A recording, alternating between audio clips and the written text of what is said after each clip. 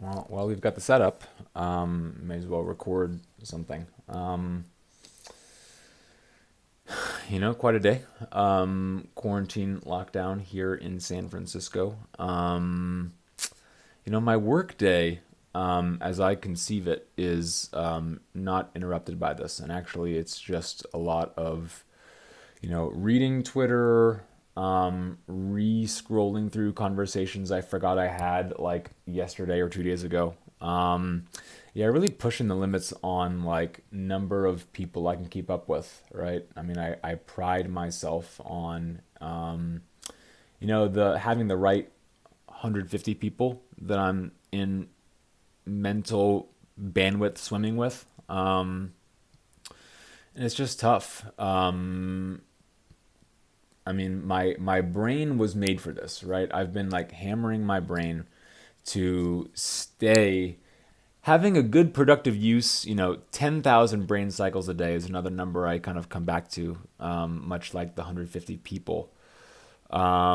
Things you can process in a day, things you can read in a day, things you can let swim into your thought stream a day, and then channel the thinking back to writing freely. And I'm writing a lot more with other people in other text boxes, in the direct messages between us, just because I know that information is there.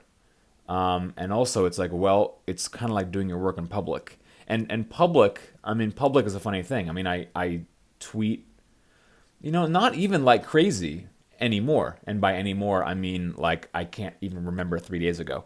Um, so, I'm doing my best, and I'm willing and able to speak to both nobody and everybody at once, right? I mean, I think this is the universal voice right here, and stepping up into the universal voice, I think, is a journey for everybody who posts stuff online, or tries to be a public figure in some way. And I feel like everybody right now, I mean, if you're watching this, you're on social media somehow.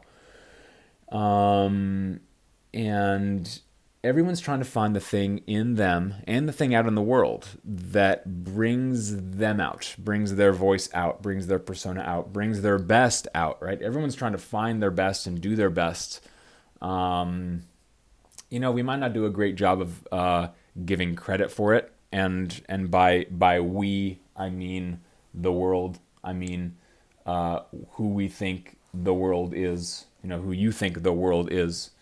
Um, I need to get paid for what I do, but so do you.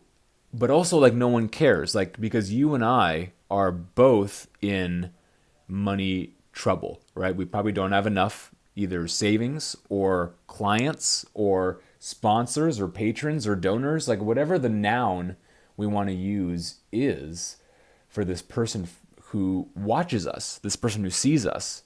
Um,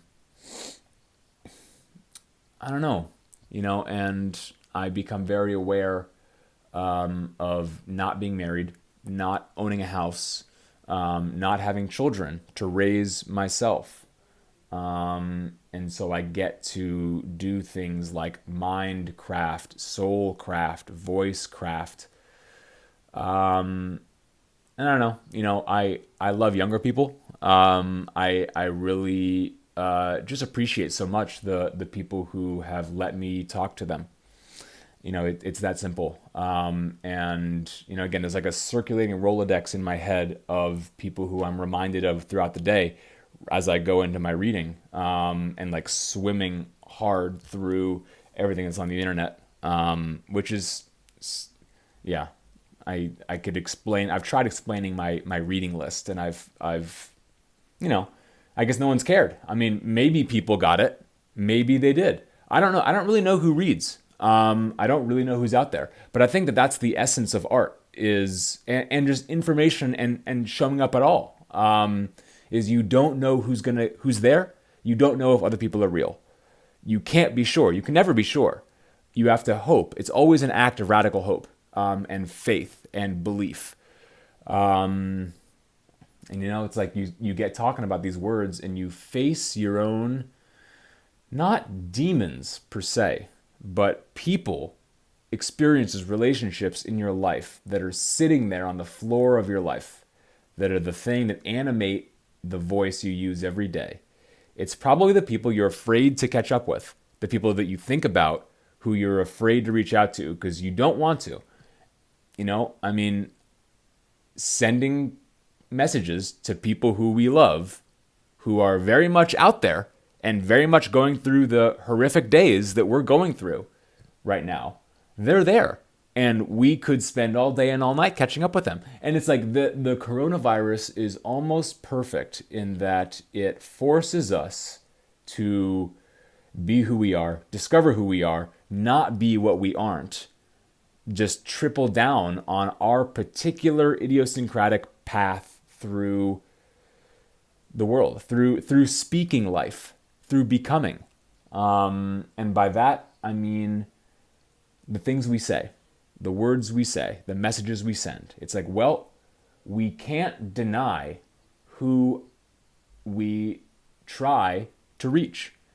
And, there's plenty of people who I've tried to reach and haven't gotten through, or at least they haven't said that it's okay to send them stuff.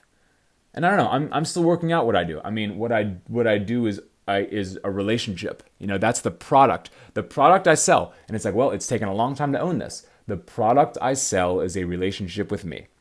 And I have to believe that that's valuable. I have to believe that keeping you in mind as I read, as I think, as I process, as I become myself, whatever that means, that keeping you in a loop, keeping you in that loop, a one-on-one loop. I mean, I write all my texts, all my Twitter DMs, I write those with my hands, with my keyboard, one-to-one. That's the thing that I craft, digital. Digital's all about the fingers. Like, this is where it all has come from. So I don't know. It's like you have to keep going, making the thing that you're doing and building the network. And, I mean, I'm sure a lot of us, our work ahead is to ask for help and not get it and deal with not getting it. And it's like, well, what door to knock on next? Like, you keep knocking on doors. You keep knocking on doors. And it's like, where's the next door? Where's the next door? And you just keep going and trying to find the door. And I don't yet believe there is no door. I think the door is somebody else's heart and mind. And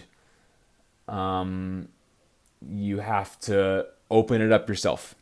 They are ready to have it opened, just like you are ready to have it opened. And by you, I also mean I, because I'm recording this, you haven't seen it yet, but when you see it, it will make sense. And I will be somewhere else, right? You're watching this, I'm already somewhere else, which is the ultimate loneliness of being a person at a screen, which makes it not completely sufficient for in real life. My roommate is out there outside that door, outside my bedroom door. I could go talk to him. I could go talk to them, and then I'd be in that space.